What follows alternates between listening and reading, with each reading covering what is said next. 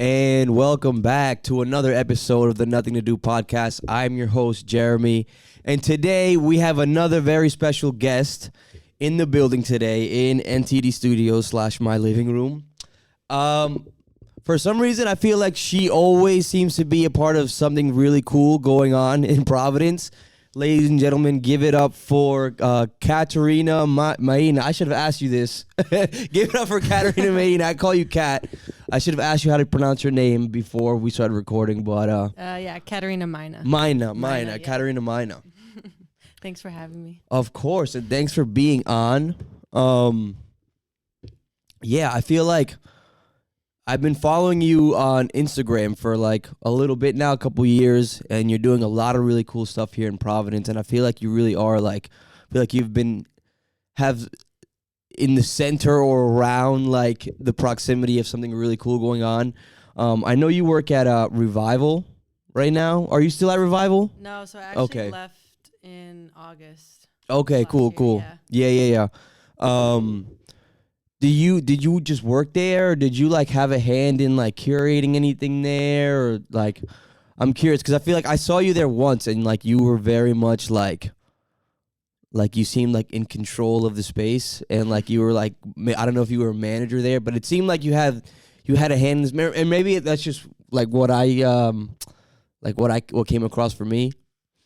No, I was just a bartender, but okay. I mean, so I got the job actually because I was friends with Gibran, and shout out Gibran again. It's another shout out for Gibran again. And he knew I was bartending at this other bar in Central Falls, and was like, "You need to come to Revival." Like he knew I was into the arts and all that. Yeah. And he just knew it was gonna be like a good space for me, and it really was because working at Revival definitely introduced me to a lot of amazing creatives in Providence, and all the events that Gibran would put on were fantastic, like poetry night and all those things. Like it was amazing, and it also allowed me to have like a couple events there too, so I was able to have exhibition at Revival when I had this kind of exhibition group gallery called Co-Arts Gallery. That's on a little bit of a pause right now, but we were hosting exhibitions and putting out calls for arts for artists, and we had one at Revival that was actually bi-coastal, so it was happening at Revival of East Coast artists, and then we were also having one in Seattle, Washington that was all West Coast artists. And that was really fun, just having people's art in the space. And then later that summer I also hosted a art market pop-up exhibition with this group El Salon from Worcester. And what do they do? They do similar things. They're really into the culture and arts in Worcester and trying to promote the local arts, and they're doing amazing things in Worcester. They're really making like a big name for themselves, and doing great things. So it was amazing to work with them. They're like really close friends with me, and we put on an art market that was amazing. All the artists and vendors were great. We had a fun time just outside in Revival, just in the sun listening to music. I had a Polaroid booth because I would do art markets for Anti-Robot Club a lot, and do a Polaroid booth there just as like a way to kind of separate myself from just the other, like just like a photography selling my prints and stuff. Like I kind of wanted it to be a little bit more interactive, and so I had that at this art market, and it was a great time. That's dope. And it's really cool because Revival was like, because I lived in New York I was born and raised here. I lived in New York for like 4 years, and before like I left New York, like there wasn't really this scene that's like this art scene that's sort of popping up. And like I feel like Providence has been getting like really hip, like in the last like 3-4 years, 5 years. And Revival was like my first experience. When was the first time I went to Revival? I think it was like 2 years ago. There was like an open mic outdoors, like in August. I don't know. And it was like really cool to see, like Providence artists, like R&B singers, musicians, rappers up there, and it's like it was like really inspiring, and I'm like starting to see, I'm like exploring Providence in a new light now, because I very much had like, you know, the small town mentality in terms of what I think of Providence, which is why I wanted to leave so bad. And now I'm like settling in here and like finding like a new home within my home, so to speak, I guess. How long have you been in Providence now? So I moved back to Rhode Island in 2020 and moved to Providence. I'm from Rhode Island, but I grew up in North Kingstown. Okay. But then I went to school in Boston at Mass Art. Okay. Yeah. You know, like every Rhode Islander, you Right. want to Right. get out. Yeah. But then graduated during the pandemic. Came back to Providence because my friends from high school were getting an apartment here, and I was like, I don't want to stay in Boston really. Yeah. Wanted to go back home, and yeah, I mean, I from the moment I stepped into Providence, I loved it. And I think 2020 was like a big game changer in Providence. That's like towards the end is when I kind of started to see like a really big push for like local arts. Yeah. Definitely. And that's when I started to kind of push myself into making connections and networking and growing a community of artists here in Providence, because during COVID, there wasn't that for artists. Like, Right. we weren't able to go to exhibitions. There was no galleries, museums open. Events were, like, limited or, like, not really happening. So there was, like, a standstill for artists in a way. Yeah. Once that started opening up, I was, like, diving head first. And it kind of started with art markets, just, like, one, to make money because, you know, I needed money at the time. Right. And I had all these prints and work from school that were just stuffed in boxes under my bed. So I was like, I need to do something. And yeah, the art markets definitely also kind of started to get me into this community and just like going out and seeing everything in Providence. And it's been growing a lot. Yeah. And it's funny you say the pandemic, because I feel like the pandemic gave birth to a lot of, especially like people our age. It gave birth to like new hobbies and new passions and new callings. Like, I mean, how long have you been doing photography? Now we have back-to-back weeks with really dope photographers here on the Nothing to Do podcast. Was it like when you start, like, did you dive in head first with the photography because of the pandemic, or is this something like, because I know you said, the thing is that this show was born, it wasn't born out of the pandemic, but it was actually like, I think that we recorded the first episode like a week before like everything shut down, and then like for the, you know, the months to come, we were just like, you know, I had a co-host too, and we were just talking about like, you know, how long this is gonna last, and it was like a big umbrella, like a big cloud sort of over, not the show in a way, but like, you know, it's how, like something that we can't avoid talking about. But I was grateful for it in the sense that like it really like gave me the time and space to just like focus on this. Do you say that the pandemic, like looking back on it now, was sort of like that for you as well, in a way? I don't know. So, I mean, I started photography in high school. My high school had a dark room. So, I mean, I've always been into the arts. My mom wanted to be an opera singer. So she she was in the arts in Providence and everything. So we were going to, she was a part of Opera Providence. So we were going to like PPAC and all, Trinity and all those things. And so she definitely instilled like kind of the art in me. And then my dad also, he had like a hobby and love for photography in a way. Like, he would tell us stories of his travels and bringing his camera. And but then when taking the darkroom class in my high school was kind of when I really fell in love with photography. Like, I always liked it, but and knew I wanted to do art. But that was when I was like, okay, I want to go to school for photography. Yeah. And so that's what I ended up doing. I ended up going to Mass College of Art and Design, majoring in photography. And so, and that was an amazing experience. All my professors were super helpful, and it really shifted the way I made photography. Like, I went in thinking I was going to be photojournalist, street photographer. Yeah. And I came out being like the opposite, like fine art, like portraiture. Yeah. Like, some of my work has a little bit of documentary style into it, but like definitely heavy fine art. Yeah. But when I graduated and came back during the pandemic, I honestly, like, that was the first year I just kind of did nothing, because Okay, yeah. school really, like, burns you out. You're Right. putting out work every single week, like, constantly making work and constantly making projects. Mm-hmm. So when I graduated, I didn't really even touch my camera for like a good portion of the year.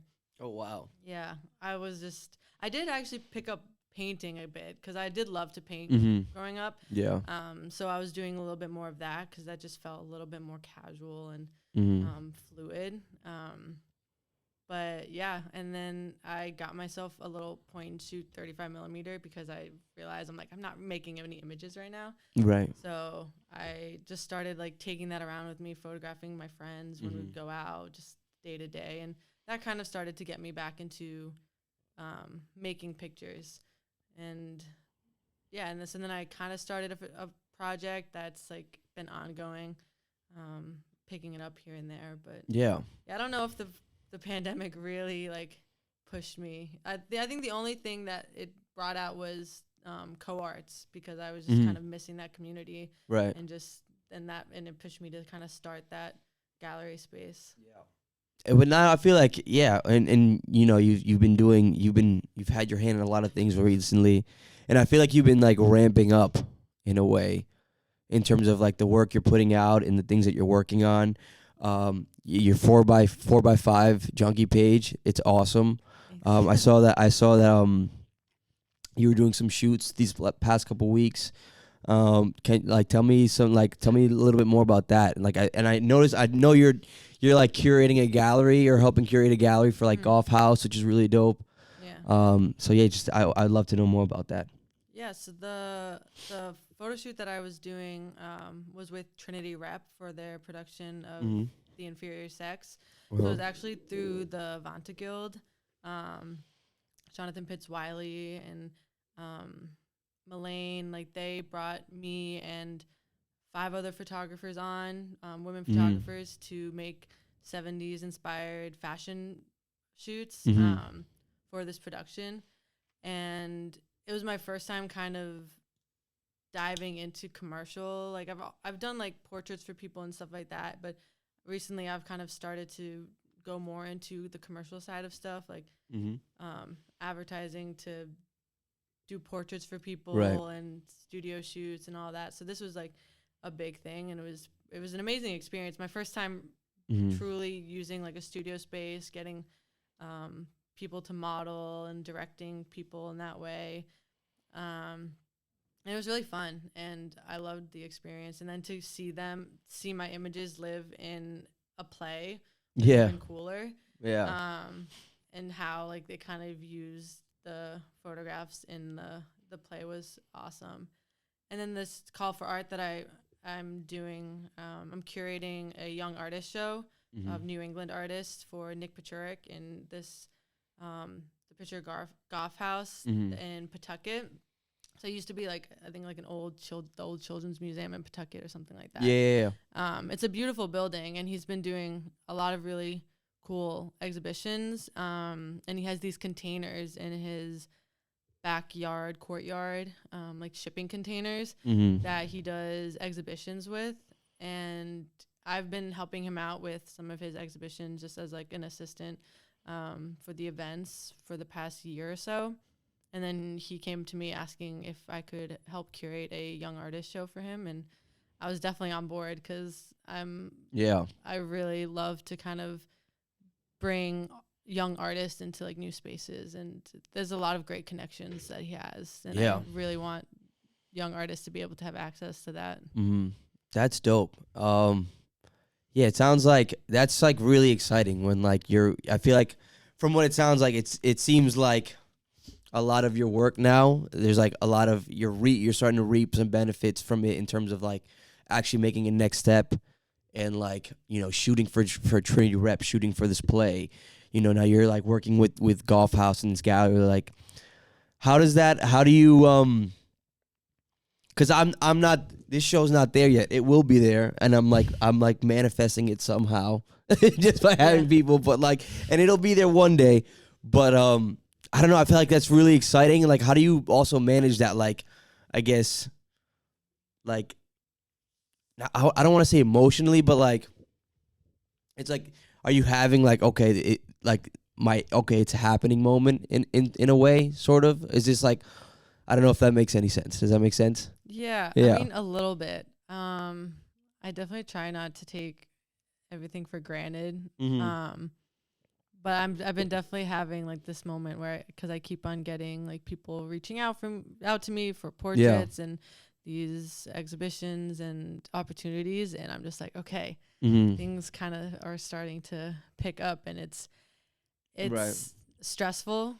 Honestly, Yeah. like in March I had like so many things back to back. Like I had a couple exhibitions that I was getting ready for, and then the Trinity Rep shoot. So I had like everything, like every weekend I was just doing something. Yeah.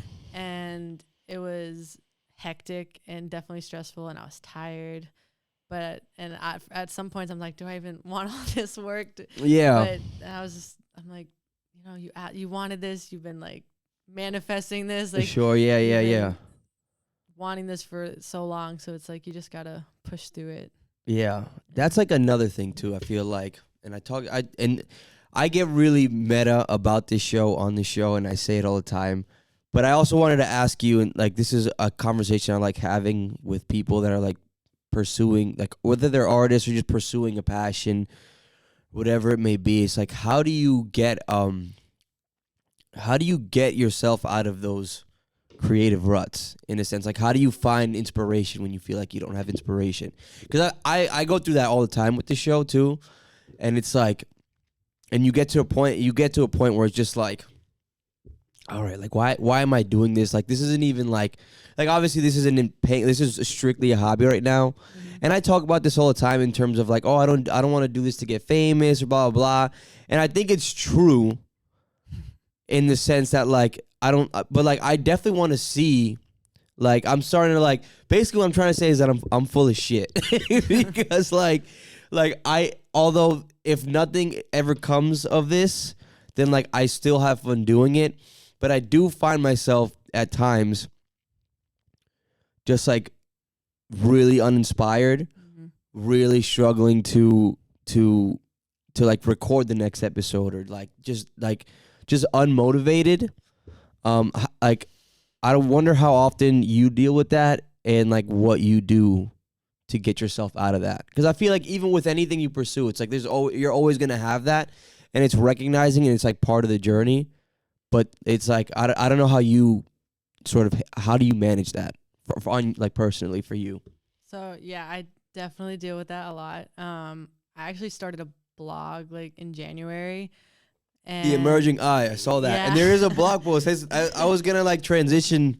Yeah, I was like I saw the post. I didn't read it because I wanted to talk to you about. I just wanted to have the conversation with you about it. Yeah, so I wrote a little post about that, and it also was kind of in response to doing this blog, because I kind of am feeling like the same thing. Like you start something, you feel so excited about it, and you want to start creating this like community to like that reads your stuff and engages with it, and I mean, for like everything, it's can be slow in the beginning, and it's a little discouraging, like like in the beginning, to kind of see that like you almost I get this mentality. I do something and I want it to be like instant. Right, like that. You want it to be perfect, or you wanted to just like see. You wanted to like see the benefits right away, like or whatever it may be. Yeah, never really happens, and I think the biggest part of it is like continuing even when you don't see that right away, which I've been doing, and I did start getting this like creative block, especially with my blogs. Like I took the month of April off to kind of just relax a bit and that's important too. Yeah. And so like I do talk about in that blog post about creative block, like there's like many things. Like one is just spending like you procrastinate so much, and you're like, oh, I'll do this tomorrow, I'll do this tomorrow, but just starting like just being like, okay, I'm gonna just do 15 minutes, like working on this for like 15 minutes. That's all I need, like 15 minutes out of my day. And then you may just do the 15 minutes, or you may end up spending like an hour or 2 hours. Right. And then you may start getting like the creative juices flowing, or just like going out and not expecting it to be perfect. Like I think a lot of times as artists, we like, whether it's photographs, painting, music, podcasts, you want everything to be kind of perfect right when you are like doing it. And if you just let that go, like let the perfectionism go, and you just kind of create without any expectation of it being good or bad, that something either great could come out of it, or maybe something bad comes out of it, and but it just like pushes you to kind of do something next. Yeah, absolutely. That's a big one. It's like getting like wanting everything to be perfect, and like getting out of your own head, like being present with whatever you're like pursuing is like super like important. And it's like something that's easily said, and it sounds easy to do, but when you like have so much, like you have expectations obviously, but it's just like, that why you shoot, why you do photography, why I do this podcast, or why someone might make music, they do it because they love to do it. And I feel like there is like that conflict, sort of that duality of just like damn, am I doing this for the wrong reasons? Am I doing this because I love this? And it's okay not to feel like you love it every single day while you're doing it. So yeah, that's interesting. I mean, like I've done a bunch of different shit, and like, I mean, I got to a point this year with the show where it's like I literally just do it standing up, because it like, so I'm always like trying. I always try new things, like at least with this. So it's like, so yeah. But I think what I remind myself is like, I think the fact that I'm making the effort to, switch it up, like reminds me that I do love to do this. Yeah. But also, like you said too, it's like I think living your life just in stepping away from it is really important too, because you can get burned out. And I think like there's a time to grind, and then there's a time to like rest in a way. And I feel like we definitely glorify the grind, like in a lot of ways, but it's just like sometimes you just need to like live life, and then like, and your inspiration will come. And I've done that a couple times too, where I was just like, I'm not gonna record for like 3 months or a month or whatever it may be, and then I'll come back. Because I mean, at the end of the day, like I'm just like, it's like I come here and just like talk a lot of bullshit like sometimes. And so yeah, I mean, like, but yeah, like that's really important. Do you ever feel like, do you feel like, especially now that your opportunities are coming more your way, and like you've been sticking with this for like a while now, like do you like, what have you like, is there anything that you've, looking back now, it's like, oh, that you've learned about yourself through pursuing this in a way? I don't have patience. I think that's the biggest one. I which I'm working on like a lot. Like I'm trying to be patient with just like the outcomes with the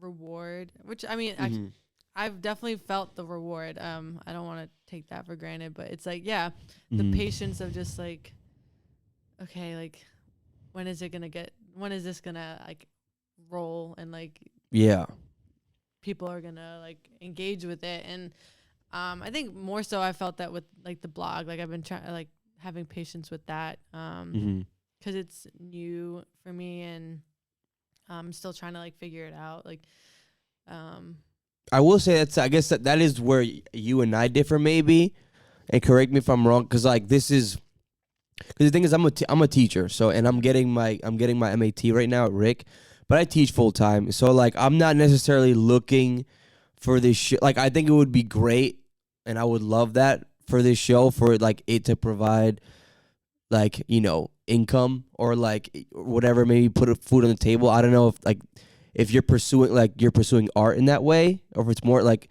especially more like actively now. So I guess that's where it differs. I think that I don't deal with that patience, or that lack of patience for this show in that way, because I'm not like looking for it to like provide me something yet. At least I would love it to, and I said on the show a bunch of times that like, oh no, like I'm cool, like I'm just, but like I'm full of shit. I definitely want like the show to like fucking pop off, you know. But is that? I mean, do you feel that is? I think I would love for it to make money. Like I've started doing like some little like affiliate marketing with the blog, like Right. Yeah. stuff like that. But more so, I'd rather have like a community that like engages with it versus just Sure. like just making income. Like Right. Right. just Okay. being able to like Sure. converse and talk to people and Yeah. so Yeah. I Yeah. don't know, like that hopefully will. I think it has partially happened. I think just because Instagram is definitely like where like I found like more of like my community and people who like engage with stuff. Mm-hmm. It's just like bringing them onto the website. Right. Yeah. Yeah. Okay. That makes sense too. Tell me about first time ever a guest brings a decoration. I don't want to even call it decoration because you actually you shoot with this, right? Yeah, that's my main camera. Tell me how like this. How does this work? Tell me about it. Does it have a So, name? Like did you give it a name? No, I haven't. no, I actually I'm haven't kidding. given it a name. But it is a girl. That's all I know. Okay. So Don't misgender this camera. Go ahead. So it's a large format 4x5 camera, and it takes sheet film.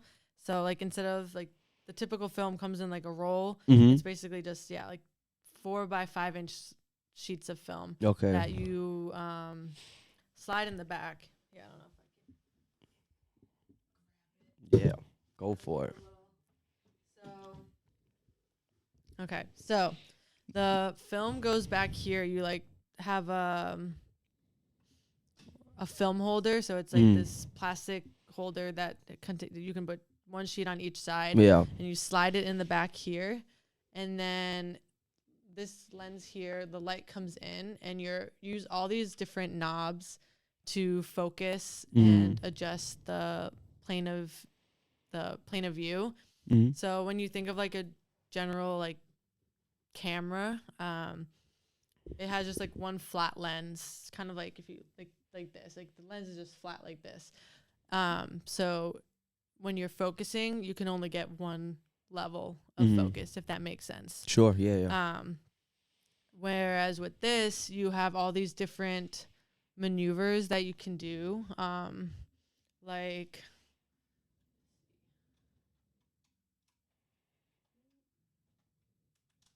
like tilting it forward like that. So if I'm have like a landscape or something that I'm photographing, and I want to get like the foreground all the way to the background kind of mostly in focus. Yeah. Yeah. There's no like perfect focus that you can get everything, but like all of that in focus, you can tilt and maneuver the lens and the camera to match that plane of view. So like when you're looking at a landscape, it's not flat like this, it's tilted back like this. Yeah. Yeah. Yeah. So you can match the lens to that plane in order to get a more perfect focus and a lot more depth in your image. And this film and camera also just gets extreme like sharpness and detail. Yeah. And you see everything in this glass here. So like you see your image in this glass. You have a dark cloth over your head. So if you like think of like the old movies where it's Right. the big camera, the guy throws the cloth over his head, that's basically what I'm doing. Sure. Yeah. Yeah. So you see everything in Yeah, there. point it to this camera right here. I don't know if the crowd wants to see the two fans that I have want to see this. So yeah. So you see all the images through here. Cool. And That's really dope. it's a lot more personal. It Yeah. feels it's a very slow process, because you're under this cloth adjusting all the movements and the focus and everything. So especially when I'm shooting portraits, it takes a lot more time. So you start to, there's like a different relationship with you and the sitter or the subject. Yeah. And it can be a lot more like collaborative in a way sometimes. And just, you can see more of them because it's a lot of times like when people see this, it feels less of a camera in a way. Because well, one, you're sitting there for so long, so eventually you kind of just like relax. And then being able to show them kind of like what it looks like in the camera is like a big experience for them. And yeah, I've done everything with this camera. Traveled with it, which was it looks really fragile crazy. though, I will say. Like I'm nervous right now, you just moving it back. Is it like sturdier than it looks? Or like yeah, it's very sturdy. Okay, I've smacked this thing against rocks and stuff. All right, so, we're good. We're good here. We're good. Yeah, it's definitely a sturdy camera. I think. I mean, the only non-sturdy thing would probably be the lens, but the camera itself is like pretty sturdy. Well. Yeah. Have you been following these RISD strikes at all?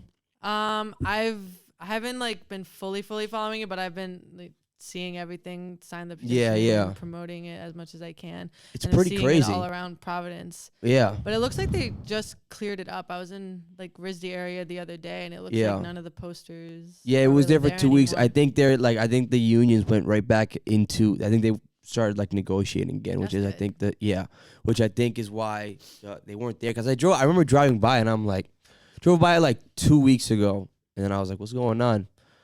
And then I read about it, and then it was like 2 weeks later, and I drove, and it was still just like roaring. I was like, oh, holy shit! And that's like it's kind of going. But it's going. For those of you who don't know what's going on, basically RISD doesn't pay their workers a fair wage. They like, I think they have like an average of like 15 an hour or something like that for their for like their grounds workers, and it's more like their maintenance workers, right? Yeah, I think it's like custodians, maintenance, and all that. And I think I saw that it's been like the wage has like kind of stayed the same for like so many years and hasn't really like haven't really gotten any raises or anything like that. But yeah, it was pretty awesome to kind of see like how they kind of took over the university, like covering it head to toe and all these posters and everything. It was pretty awesome. It's crazy to think, and it's like, and it's happening. I think that same thing was happening in like Parsons in New York. Like this is sort of like a big and just like a reoccurring theme and trend in terms of just like the wealth in this country and stuff like that. But yeah, that I mean it's cool. It's cool to see that we're fighting for it. I also bring that up. I've just through following you at least, I feel like advocacy is a big part of your. I don't want to say identity, but like in terms of what you show and what what you're passionate about, and it's just like I don't know if you wanted to talk about that. I don't know if you're doing any advocacy work at all, or like passively or actively, and how do you? And I'm also curious in terms of how you feel about not being. I'm trying to find the words for this because it's like it's easy to feel helpless, I guess, with a lot of this stuff, and like, but it's like also, yeah, I don't know. I don't know if you wanted to talk about just like where advocacy in general, like where that is in your life and how you make like room and space for it. Yeah, I mean, I think it can be definitely hard sometimes because there's. Especially on social media, like you see so many things happening. Like all at once. And it can feel kind of overwhelming. Just like you like, what can I like? How can I help with all of this? Right. I mean, I'm definitely trying to focus like on like Rhode Island. Like in 2020 through some like direct action groups that I was a part of. We started a mutual aid group that does drives in Kennedy Plaza, and it started off as just like a holiday thing. Like we did one on Christmas, Thanksgiving, but then like when the New Year's hit in like 2021, we were like, decided that like this needs to be more of a reoccurring thing. It's like because everyone kind of, I think, like around the holidays is like, oh, I need to, donate, go do this, go to the soup kitchen or something like that. Like it's like you think about it only really on the holidays, but like people need help other than the holidays. So we started doing weekly drives in Kennedy Plaza, get people donating clothes. We'd try to have food. That's dope. And it was definitely like chaotic in the beginning. We almost got kicked out of Kennedy Plaza actually one day. But yeah, it's been happening like every week for the most part. I mean, there's some like weekends, weather permitting, that like they haven't been able to go out. I haven't been able to go there in a bit, but we're still out there. I think it's like every Saturday now, 11 to 2. Handing out clothes, handing out like harm reduction kits, and there's been food at everyone as well. And yeah, it's been great, like kind of just seeing how it's continued to like the momentum, because there's so many times that we were just like burnt out, because we would be like there for hours every single week, and it would just get like really tiring. Like I was working 3, almost 4 jobs at the time. Damn. When I was doing it, and then spending my Saturdays doing this, and yeah, it was definitely tiring, but like we were able to like keep it going, which has been pretty great. I'm trying to remember the Instagram, because we have an Instagram for it. I think it's called Wide Awakes Collective, but there's 2 Wide Awakes Instagrams. One is like an old account. I'll have to get the new one, but it's Wide Awakes Collective. Yeah.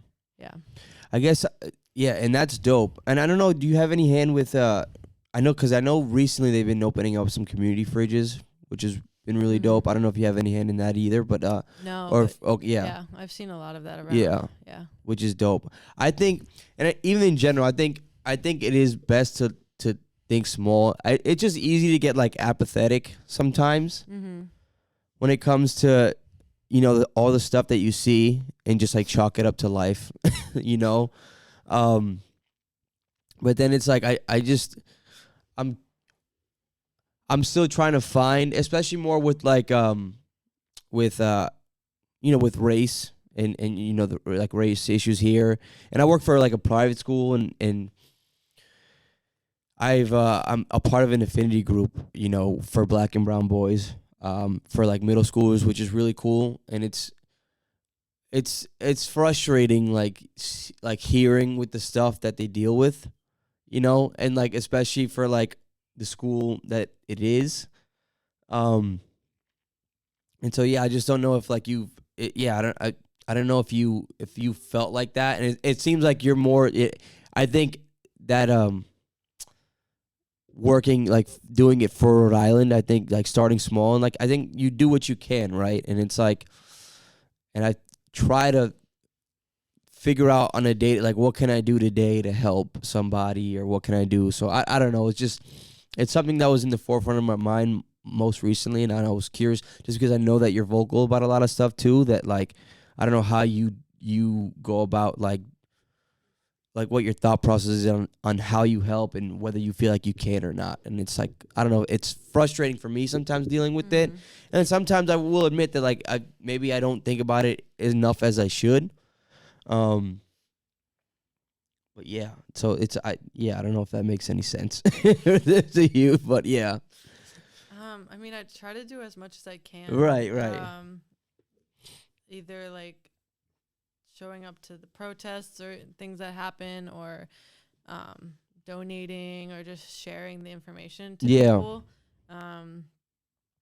But yeah, no, it can be hard to like think like, is what I'm doing even making like a difference? Sure, yeah. But I mean, it takes just one person, and then another person, and then another person, and like that's how things are gonna get done. Just people coming together, because if no one does anything, then nothing's gonna get done. But if then one person does something, and then someone else sees like, oh, that person's talking about this, like I should do something too, and yeah, just getting people to come together start to do something. Yeah. That's I do have a couple questions for you. Some are light, some could be a little not heavier, but like maybe take a little thought. But we'll start with the light stuff, I guess. And I'll never ask a guest a question that I wouldn't answer myself. So if you want to throw it right back at me, feel free. What was the last book you read, Kat? So can it be like one I'm currently reading? Sure. So I'm currently reading this book called what is it, The Creative Way. Yeah, I think I'm like blanking. Yeah, The Creative Way by Rick Rubin. Okay. And so far that's like an amazing book. And I started reading that because I started to kind of feel a little bit uninspired and like lost it, and like, is being an artist worth it? Yeah. And it talks a lot about like kind of what it means to be an artist and being creative, and that it's not necessarily just like going out and like making something. It's like how we live. Like, we do creative things every day. Like, we create the life that we have, and and it kind of just brings all these topics into like really easy, like philosophical thoughts. And so far it's a really good book. Awesome. The Creative Way by Rick Rubin. Yeah. All right, I might have to check that one out. What is a song, artist, or album that you can't stop listening to like right now at this moment? I've been listening to a lot of Frank Ocean recently. I got a little FOMO from Coachella, even though he's getting some hate right now. But I heard it wasn't a great performance. I heard he let him down. I've heard like mixed things. I don't know. Yeah. I've like slowly eased back into some Frank Ocean recently too. Yeah. He was a little too heavy for me for a while. Like, cause I love Blonde when it came out, but then it was just like, all right, like I can't get into this bag and for a while. And like, I just started listening. I started letting Frank Ocean back into my life, and he's fucking great. And I hope he drops something soon. Yeah. But yeah, Frank Ocean's great. But I didn't hear, like, I heard, I don't know, how do you feel about that in terms of that performance? I guess, I don't know. I've been hearing, like, everything I've been seeing is online. So right, you me never too. really Me too. even know, like, of course. what someone's actually going through. But, I get it. Like, they spend a lot of money. They want to see him. Like, if I went to Coachella, I would have, like, that was the only reason I would be for Frank. And I don't know, but I've been hearing things like, like his brother died in 2020. So right, yeah. And they used to go to Coachella together, so it was probably like an emotional experience for him, and he even talked about it a bit during his set. Yeah. I've also seen like videos of like when he started like just like kind of lip syncing over his own tracks. Like, right, yeah. I guess went down or something. I don't know, but yeah. Yeah, I don't know. I love know. Frank Ocean. I just feel like I feel like I would have been let down too, just because it's like you're not, forget like the money aspect. Of course, the show is gonna cost a lot of money, but it's just like, I don't know. I feel like you have to show up for your friends, like, in a way, and like show that effort. And you feel you would think that he would have just like went super crazy, because in a way, I guess the show was dedicated for his brother, because like he doesn't have anything to perform. Like he hasn't really, he's dropped singles here and there, but like he hasn't dropped a body of work since 2016. Yeah. So I could understand why fans would be like, I definitely would. I think I would have been frustrated. I would have been like, what the fuck is this? I think I would have been a little bit too. Also because I guess like he came on an hour late. And he came on an hour late. But he came on an hour late. I feel like every headliner, like I went to Gov Ball like a couple summers ago. Yeah, a couple summers ago, and who was headlining? I'm forgetting who the headliner was.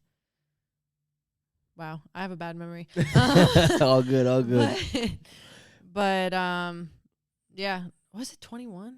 No. If I had a producer, I would just tell them to be on it. They'll bring up the info. I'm thinking it was 21, but I could be totally wrong. But whoever was the headliner on like the second night or something I don't even think they showed up. They didn't even show up. I don't think so. Were you like there for the headliner? I wasn't there for the headliner. Okay. But It was Billie Eilish. 2021 was ASAP Rocky, Billie Eilish, and Post Malone. I think they were the headliners. they were the Is it that one? No, maybe it was a different. Well, that was the one that I went to, but maybe it was a different artist that like we were waiting for. Yeah, I don't know, but anyways, I love you, Frank Ocean, but from me looking at my phone to your performance, you could have came harder. But Frank Ocean, yeah, that's a good one. Let's see. If you okay, so I hate the question. Dudes, like I can do whatever I want. However, if you were to wake up with like, say, like $8,000 tomorrow, what do you think you would do with it? I feel like it's not. I feel like at least. I mean, I'm speaking for myself at least. It's like not a life-changing amount of money, but it could like put you in a trajectory to do something, or you can go on like a really dope vacation, or you can just buy a bunch of bud and smoke it all. What would you do if you woke up with like an extra $8,000 in your checking account tomorrow? First pay off some of my bills. Yes, that's what I've been trying to pay down for a little bit, my credit card bill.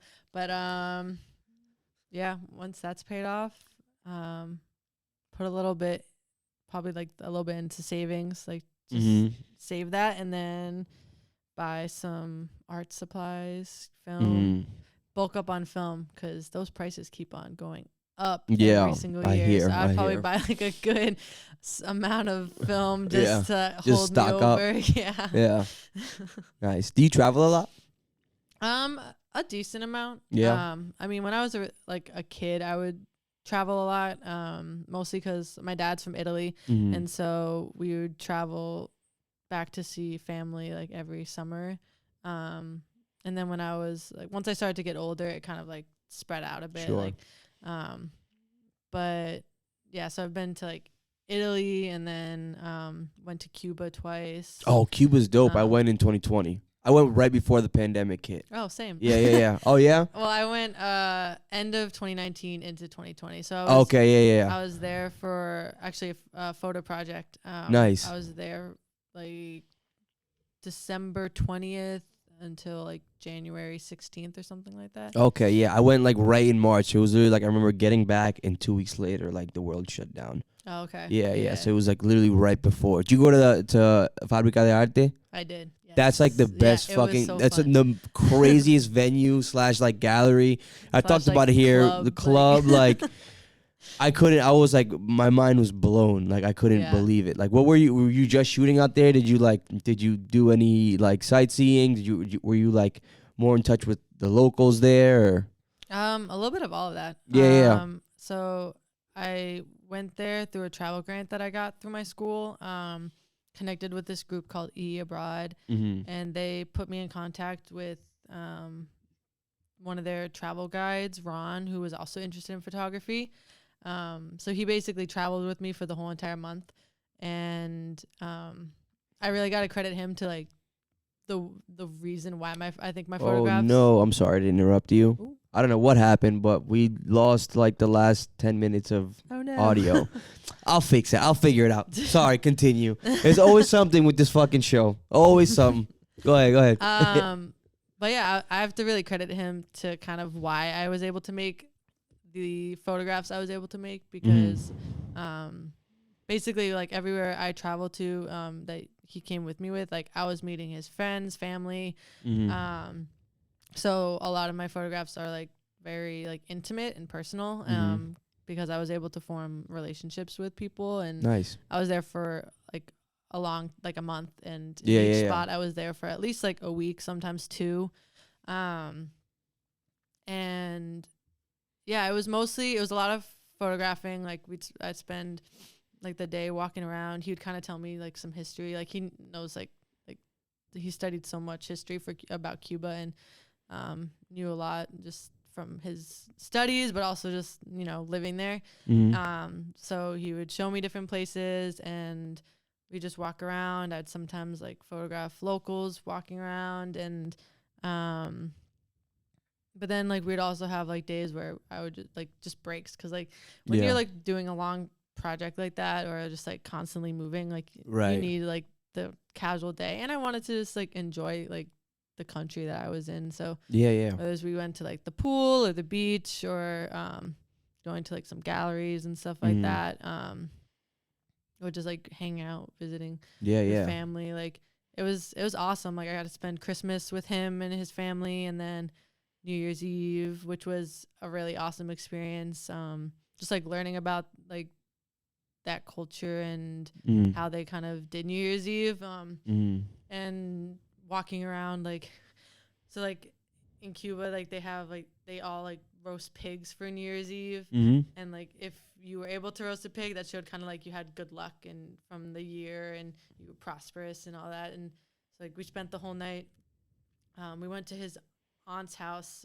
We were in Santiago, and they lived like a little bit outside of the main city, and we went there for New Year's Eve, and like up until like midnight, because there it's like you spend up until midnight with family. Yeah. Whereas like growing up, like I'd be like, bye, Right. to my family I'm at like outta here, 8 yeah. p.m. going Facts. out with my friends for the night. So like you're with the family up until midnight basically, and then all the kids go out and to the clubs. Yeah. Stay out until like 4, 5, 6 a.m. Yeah. But we were like going to all of his like aunts and uncles and cousins' house, and just every place we'd go to, it'd be like pork, rice, beans. Like we'd just be getting fed. And, Yeah. much food. So I was like we both at the end of the night we were like, I don't think I'm gonna be able to eat pork for the rest of this. Right. But no, it was like amazing. And actually, one of my favorite photographs I took that night of, it's like you're looking kind of like down this alley, and it's like pretty dark, but then it's like this spotlight of these people like around like a fire roasting a pig. And that was taken on this camera here, which beauty. Yeah. We gotta give it a name before this episode ends. Give her a name, my fault. But yeah, it was a really like fun and great experience. That's awesome. Yeah. Yeah, no, I went through my friend, he curates some trips through like this company. He takes breaks here and there, but this was like kind of his big one. So we went like with the group, and he would study abroad there. And he's a skater, so like he got like really in touch with the skating community there, and so we stayed at this lady's house. That's what she does. Like she like hosts people at her house. Like she has like a bunch of beds and stuff. But it's like also a very local feel. Like I'm not a skater by any means, but like there was one day where it's like half the group split up and went to the beach, and half went to like go skate at like this DIY spot. And I chose to go to the DIY spot just because, and it was like such an amazing experience, just like seeing, like you with like 70 other people, like from like ages 7 to like some of the best skaters in the world too, and yeah, it was amazing. And then like we went to the Fabrica the first night and the last night, and like my mind was blown. And then we did some touristy stuff, like we spent like 3 days in Viñales. Okay, yeah. In like this really dope Airbnb. We did like a cigar tour. We did, like rode horses and stuff, and it was really cool. But that's like, I think Cuba might be one of my favorite spots. I haven't traveled too much. Like I've been to DR.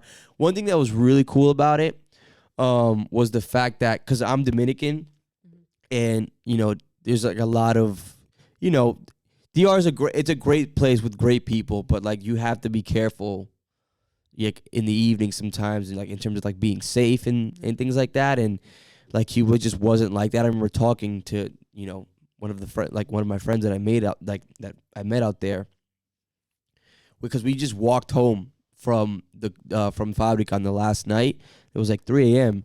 and I'm like, are we good? We're not gonna get like jumped or nothing like that. He's like, nah, it's like that doesn't like happen here. And it was like a 25-minute walk, and it was like back streets and stuff like that, and it's just like it's like Cuba's like completely safe, which was like refreshing. And not that DR, you just with Dominican Republic. I think I've never been to Puerto Rico, but I hear the same thing. It's like you have to be a little bit safer. Like Mexico too. I haven't been to Mexico, but it's just like from stuff I've heard, Yeah. And I've only really experienced it in the Dominican Republic, but yeah. Where would you like? Where's like your next destination? Like, do you have? I really want to go to Mexico City. I've heard a lot of good things about Mexico City. I heard it's like the best food in the world. I don't know if you have like a destination that you'd like want to go. Yeah, so actually, right now, me and my boyfriend are planning a trip to Guatemala in like Nice, end of yeah. August. Yeah.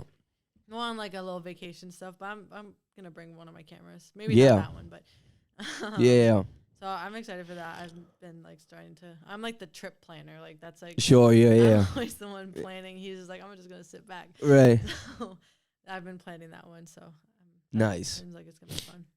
Do you just like do you take a lot of portraits? I feel like yeah. I've That's seen. like mostly what I do. Yeah, that's mostly what you do. Are you like very? Do you go up to people on the street and just be like, "Can I take your picture quick?" Because I went with the photographer to Cuba, and he's like, it was like almost like damn, like like he would be like, "Let me take your picture real quick," and like. It's funny, you come with like an energy and like they're just so open to it. I don't know if you do that a lot or if like No, I'm bad at that. You're bad at that? Like I'm a little bad. I'm more like, hey, can I take your picture? Right. Which I got more comfortable with when I was in Cuba. But yeah, I never like. I gotta show you his work after this too. I'm Yeah. gonna send you his page. He's great. I think I yeah. actually like when I was looking at your other podcast. I think I saw your episode with him. Yeah, Alex Gagne. Are you Yeah. familiar with him at all? I wasn't until like I kind of Okay, saw yeah, his yeah. podcast, but his work looks really cool. Yeah. He does a lot of portraits. He took like some phenomenal photos in Cuba while we were there. And then he takes a lot of he does a lot of work for like baseball teams. It's really dope. He actually was in the Dominican Republic and he was in like, baseball's huge there and like, he was walking the field taking pictures of players and it's like in my head I'm like I'm a huge baseball fan. So I'm like, "Oh my god, like he's like living the dream right now. Like this is crazy." But yeah, he's great. Yeah. Next question. What scares you the most? It could be like a really existential thing, or you can just be like, I don't know, snakes, alligators, however you want. I'm actually not scared of snakes. I'm like, terrified of adventurous snakes. kid. I fucking hate snakes so much. I mean, I guess like almost like everyone, failure in a way. Sure. Definitely like failing or not reaching like the potential like I want for myself, I guess. Sure. That's like, Do you feel like it's more like failing, but also feeling like you're trying really hard and failing too? Almost. I feel like so. I feel the same way. I feel like with me, especially in the last 3 years, what I'm scared of is just like nothing, like just like running in place, basically. I think that's that's the failure I think of. I think like more like knowing I could have done more. Sure. And then it just like not working out. Which like pushes me to kind of be like you got to do as much as you can. Like you got to get it done and work, which is hard sometimes because I like to procrastinate sometimes. Right. And but yeah, I think just looking back and realizing like, oh, it could have happened if I just did it. Like, do you feel like you have like trouble relaxing in that sense? And you talked about a little bit earlier how like you're kind of always grinding, but like sometimes you get burnt out. Sometimes you have to take a break. Like, I feel like that. Like, I felt like that more with this than anything else. Especially, it's like, damn, like I'm sitting here doing this. Like I could be editing, or I could be, preparing the next episode or talking to people. And that kind of goes back to the fact that like it's okay to rest and like take a break from stuff. Do you feel like it's hard? Like, is that something that you're working on, or something that's like in the forefront of your mind a little bit at least? Yeah, I've definitely been trying to take more time to like truly relax. Like, I think sometimes like I'll think I'm relaxing, but it's like I'm on my phone. Right. I'm not like it seems like I'm relaxing. Sure. In a way, but in my mind, I'm just like that's more like procrastination in a way, and I'm not actually like relaxing my mind. Like I could like just like what I've been really wanting to do recently is, which is part of like this like the Guatemala trip, is like get back into nature. Like growing up in NK and like being around the beach all the time Mhm. and like the woods. Like I was just like always in nature. Like Mhm. when I was a kid, I was like climbing up trees and Yeah. like always outside. Mostly like my mom, because I was a little crazy child and she was like, go outside. Right. But I think like that's like one thing like about Providence, and I love Rhode Island because it's like you can just drive out and go like somewhere. Yeah, and we have a find little bit. We nature. have like a little bit of everything in Rhode Um, Island, which is amazing. But I think like living in the city has definitely like I used to be able to just like go out like side and like go right to something, and it's a little bit different here in the city. So I think trying to reconnect with like nature is something that I'm like, especially now with the warmer days, like Yeah. try to be doing more, because that's like I think where I like really relax. Yeah. I'm like outside doing something. Awesome. Who brings out the best in you? And on that same coin, who or what brings out the worst in you? Now, you don't have to throw anybody under the bus, but you can if you want. If we want to spill some tea here, I'm open for it. I don't know who, if anyone brings out the worst in me. Maybe my sister sometimes. Yeah. I think family usually always takes the cake on that. Yeah. Even though I love you, Francesca, I love you. But the best, right now, I'm gonna have to say my boyfriend. Nice. Like, Yeah. I think ever since like we've been dating for like a year or so now, and he's definitely been the one to like kind of push me to like do the best and be the best, and always like supporting me, and has been there like at every single art thing that I've been doing, and I always see him grinding and like doing his thing, and so that makes me want to do my thing and like do better, and like, so yeah, I'll have to give it to him. Shout out to that. Yeah. Great answer. And what's one resolution you have for a goal, resolution, something you're working on, whatever it is for this year, and where are you at with it? Reading more books and gaining more knowledge. Yes. That's like my big 2023, like understanding more of like philosophy and like the background to art, and really getting like a more foundation of like art history or art theory, and that's like something. And like also fine tuning like my learning different languages. Like I speak a good amount of Italian. Like I grew up learning Italian, and I understand it. Speaking is like so, and same with like Spanish. Speaking is so. So like I really want to like get a little more fluent in speaking other languages too. Yeah, see me more. Yeah, there we go. Awesome. Well, Kat, it's been a pleasure having you on. Thank you. Thank you so much. You're doing like really good things out here in Providence, and I'm really psyched for it. I am right now going through this like homage to Providence right now, a little run, and that's and you're fitting into that really great right now, so I appreciate you coming. I appreciate your time. This isn't gonna drop for like 2 weeks from Monday, but if you have anything you want to shout out, plug, anybody you want to shout out, anything right now is you have the floor. Go for it. Well, follow me, 4x5 Junkie. Yep. Website's CaterinaMainaPhotography.com. And if you're a young artist in New England, submit to the open call. That's right. Deadline's May 26th. It's going to be pretty great. And if you're a spray painter or mural artist, that definitely apply, because we have these big panels that you get to work on. So we're looking for some muralists. Awesome. Hell yeah. Pleasure having you on. Until next time, you dirtbags. Holla. Bye. Awesome.